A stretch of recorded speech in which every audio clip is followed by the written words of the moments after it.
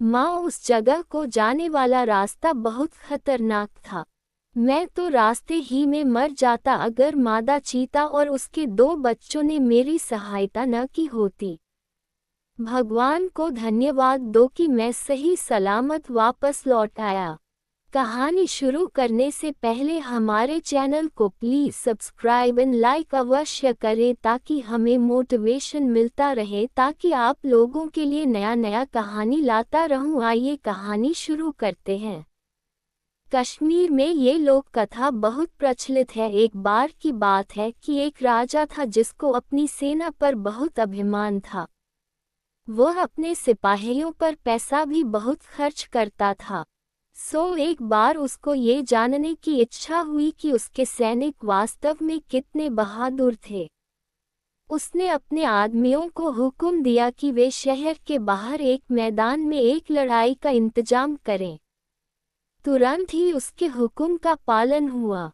लड़ाई वाले दिन राजा साहब अपने वजीर और दीवानों के साथ मैदान में आ पहुंचे। जब वे उनकी लड़ाइयां देख रहे थे तो एक जंगली जानवर जिसके 7 टांगे थी वहां आया और उनके पास आकर गुर्राने लगा। राजा तो उसको देखकर बहुत ही आश्चर्य में पड़ गया। उसने उसको मारना चाहा पर वह वहां से भाग गया। राजा अपने तेज घोड़े पर सवार होकर अपना तलवार लेकर उसके पीछे भागा। 3 मील भागने के बाद वह जानवर रुक गया। वहां पहुंचकर उसने अपने आप को एक जोर का झटका दिया और वह एक जिन में बदल गया। वह राजा की तरफ पलटा और उसको खा गया। वजीर ने बड़ी वफादारी और लगन से राजा की 10 दिन तक खोज की पर उसकी कोई खबर नहीं मिली। उन्होंने उसके बेटे को बुलाया और उसकी जगह उसके बेटे को वहां का राजा बना दिया। एक दिन राजा के बेटे को ये जानने की बहुत जोर की इच्छा हुई कि उसके पिता की मौत कैसे हुई थी। उसने यह बात अपने वजीर से पूछी। वजीर ने उसको सब बातें बता दी तो उससे सारा हाल सुनने के बाद उसने भी उसी जगह एक दूसरा शानदार लड़ाई का मुकाबला रखा जहां उसके पिता ने रखा था।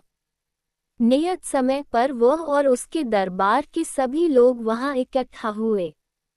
उन लोगों को वहां पर आए अभी बहुत देर नहीं हुई थी कि वही 7 टांगों वाला जंगली जानवर वहां आ गया और उन सब पर भयानक रूप से गुर्राता हुआ वहां से चला गया। जब राजा के प्रधानमंत्री ने ये देखा तो वह बहुत जोर से हंस पड़ा। राजा ने उससे पूछा कि वह क्यों हंसा। तो वजीर ने कहा, हुजूर, मैं इसलिए हंसा कि यह वही जानवर है जिसने आपके पिता को हमारे बीच से उठाया था। अच्छा, ऐसा है क्या? तब तो मैं उसको जरूर मारूंगा क्योंकि मुझे तब तक शांति नहीं मिलेगी जब तक मैं अपने दुश्मन को मार नहीं लूं। ऐसा कहकर वह भी अपने घोड़े पर सवार हुआ और उस जानवर के पीछे भाग लिया। वह जानवर उसको कुछ दूर तक उसी तरह भगा कर ले गया जैसे कि वह उसके पिता को ले गया था। वहां जाकर वह रुक गया, अपने आप को झंझोड़ा और अपने असली रूप में आकर राजा के ऊपर उछला। राजा ये देखकर डर गया और दिल से उसने भगवान से प्रार्थना की कि वह उसको उससे बचाए। भगवान ने उसकी प्रार्थना सुन ली और अपने एक देवदूत को उसके पास भेजा जो उसको ये बताए कि उसको इस जिन से कैसे बचना है। देवदूत ने राजा कहा, ये जिन सबसे ज्यादा ताकतवर जिन है।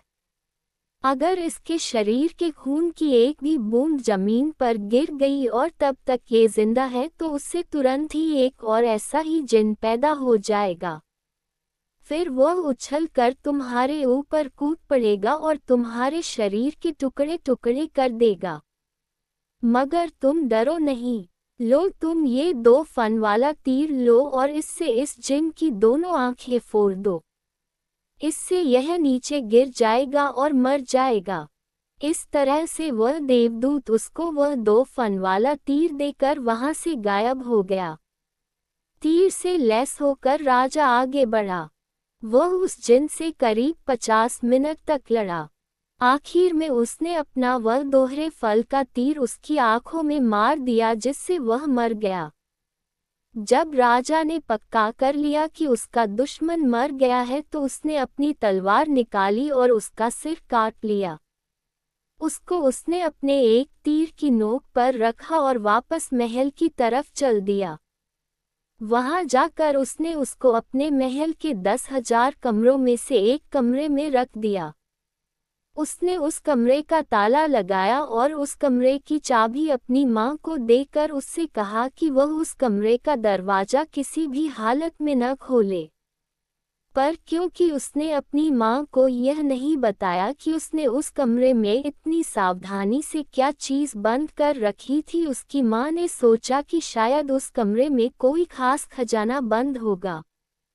ये सोचकर उसके मन में उसको देखने की इच्छा हो आई। सो एक दिन वह उस कमरे की तरफ गई और उसने उसका दरवाजा खोल दिया। उसको उस कमरे में कुछ दिखाई नहीं दिया क्योंकि उसके बेटे ने उस जिन का सिर एक कोने में फेंक दिया था। हाँ, उसको एक हंसी की आवाज़ जरूर सुनाई दी और फिर ये शब्द, तेरा बेटा एक जिन है, उससे बचकर रहना, वह एक जिन है, किसी समय वह तुझे भी मार देगा जैसे उसने मुझे यानी तेरे पति को मारा है। अगर तू जिंदा रहना चाहती है तो तू उसको महल के बाहर निकाल दे। राजा की माँ ने पूछा, अरे यह आवाज कहाँ से आ रही है और ये तुम क्या कह रहे हो? वही आवाज फिर बोली, तू झूठ मूठ बीमार बनने का बहाना कर और अपने ठीक होने के लिए उससे मादा चीते का दूध मंगवा। उससे कह कि वह ये काम करने के लिए खुद वहां जाए और उसको लेकर आए। अगली सुबह भारी और दुखी दिल से राजा एक जंगल की तरफ जाता देखा गया जहां चीते और दूसरे जंगली जानवर घूमते हुए देखे जाते थे।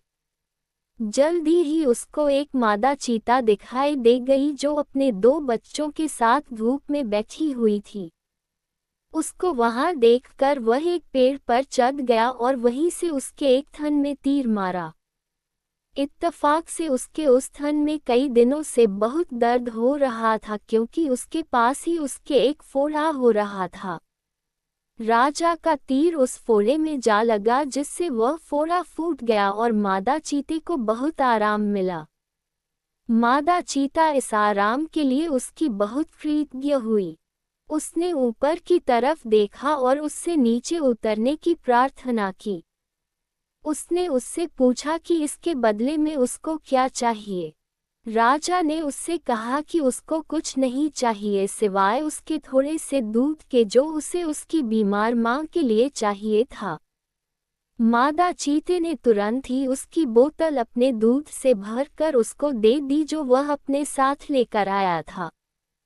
फिर उसने उसको अपने कुछ बाल दिए और उससे कहा, जब भी कभी तुम किसी मुश्किल में हो तो इन बालों को सूरज को दिखा देना, मैं तुम्हारी सहायता के लिए तुरंत ही आ जाऊंगी। राजा ने उसका वह दूध और उसके बाल लिए और घर आ गया।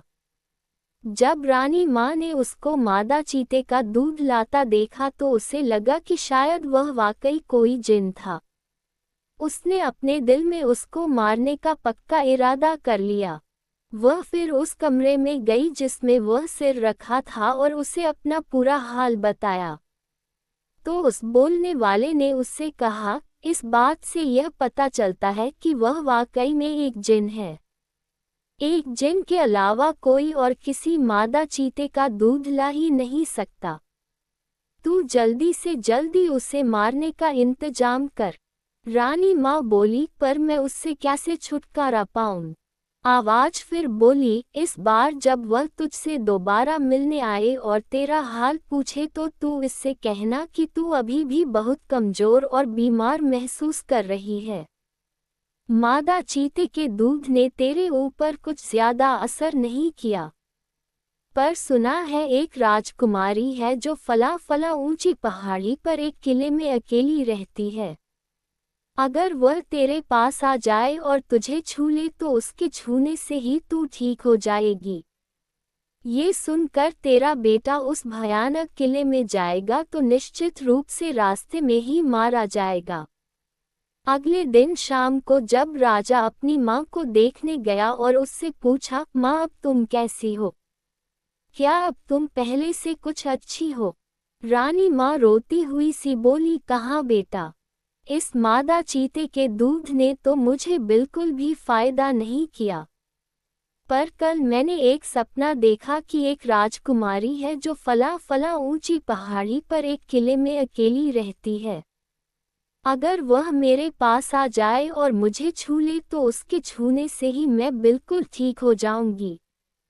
जब तक वह यहाँ नहीं आती और मुझे नहीं छू लेती मैं ठीक नहीं हो सकती। राजा बोला, माँ थोड़ा धीरज रखो, मैं उस राजकुमारी को तुम्हारे पास जरूर लेकर आऊंगा। अगर नहीं ला सका तो राज्य छोड़ दूंगा। सो अगली सुबह राजा ने अपना सबसे तेज भागने वाला घोड़ा उठाया और उस पर बैठकर अपनी उस खतरनाक यात्रा पर चल दिया। वह मादा चीते के दिए हुए जादू को बालों को साथ ले जाना नहीं भूला था। जैसे ही सूरज निकला उसने वे बाल सूरज को दिखाए। तुरंत ही मादा चीता और उसके दोनों बच्चे वहां आ गए। मादा चीते ने पूछा, क्या बात है?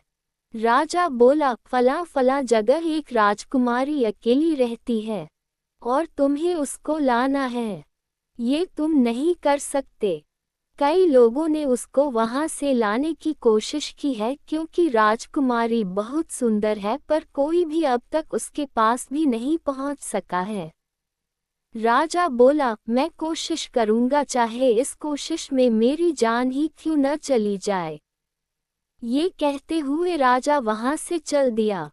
मादा चीता अपना भला करने वाले को इस तरह अपने को छोड़कर जाते हुए नहीं देख सकती थी, सो वह अपने दोनों बच्चों के साथ उसके पीछे पीछे दौड़ी और उससे अपने ऊपर चढ़ जाने को कहा। राजा उसके ऊपर बैठ गया और वे सब कुछ ही देर में उस किले के पास पहुंच गए।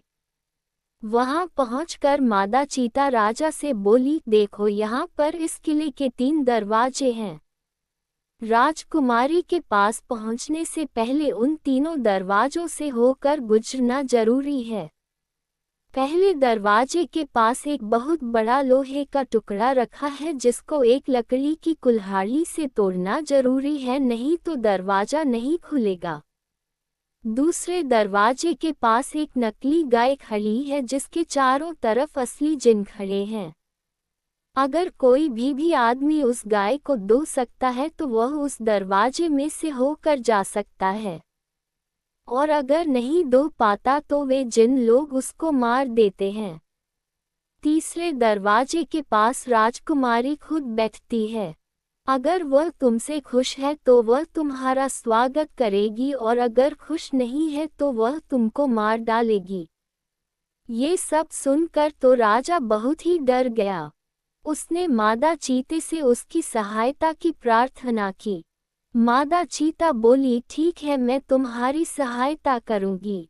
मेरे पास एक जादू है जिसकी सहायता से मैं उस लोहे के टुकड़े में घुस जाऊंगी, और जब तुम उसको अपनी लकड़ी की कुल्हाड़ी से तोड़ोगे तो मैं उसको 2 टुकड़ों में तोड़ दूंगी।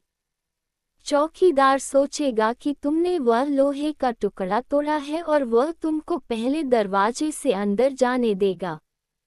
तभी मादा चीते के दोनों बच्चों में से एक बच्चा बोला, और मैं उस गाय की मूर्ति में घुस जाऊंगा और उसको दूध देने पर मजबूर कर दूंगा, और उसके पास खड़े जिन्नों को जब तुम दूध दो रहे होगे तो उनको तुमसे दूर रखने में सहायता करूंगा।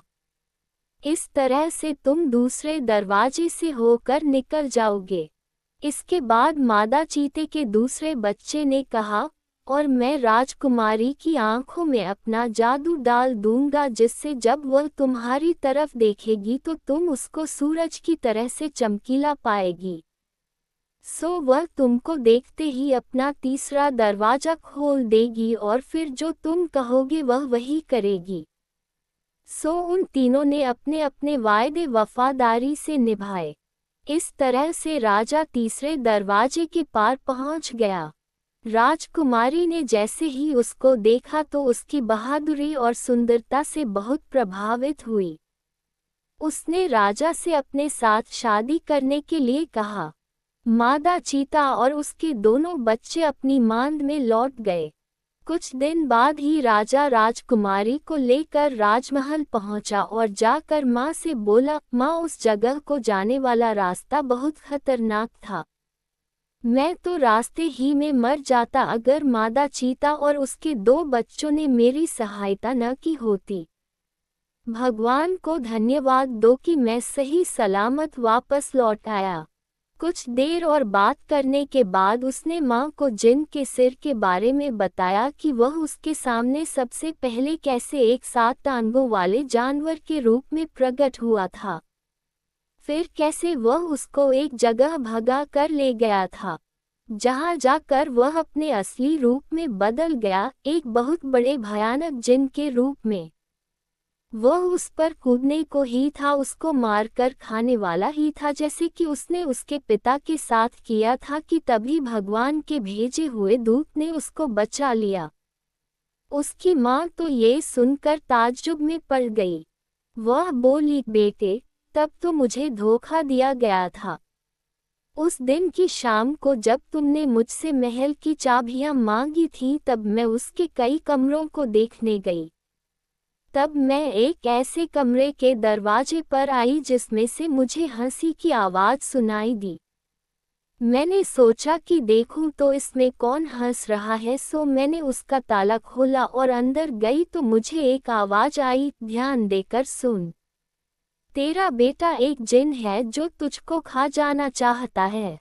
मैं तेरे पति का सिर हूँ। उसने मुझे मारा तो तू उसे मार दे, नहीं तो वह तुझे भी मार देगा। मेरे बेटे, मैंने उसकी बातों पर विश्वास कर लिया और उसी की सलाह पर मैंने इस आशा में तुझे मादा चीते का दूध लाने भेजा कि वह तुझे मार देगी। पर जब तू मादा चीते से बचकर आ गया तो फिर मैंने उसी सिर की सलाह पर राजकुमारी को लाने भेजा। मैं जानती थी कि वहाँ का रास्ता खतरों से भरा है, फिर भी पर भगवान तेरे साथ था। उसी ने तुझे अपना देवदूत तेरे पास भेजकर तुझे रास्ता दिखाया और उसी ने मादा चीते के रूप में तेरी सहायता की। उस भगवान को लाख लाख धन्यवाद, कहकर उसने अपने बेटे को गले लगा लिया और बहुत जोर से रो पड़ी। इन घटनाओं के कुछ दिन बाद ही राजा और राजकुमारी की शादी हो गई और सब लोग शांति से बहुत दिनों तक खुशहाली में रहे।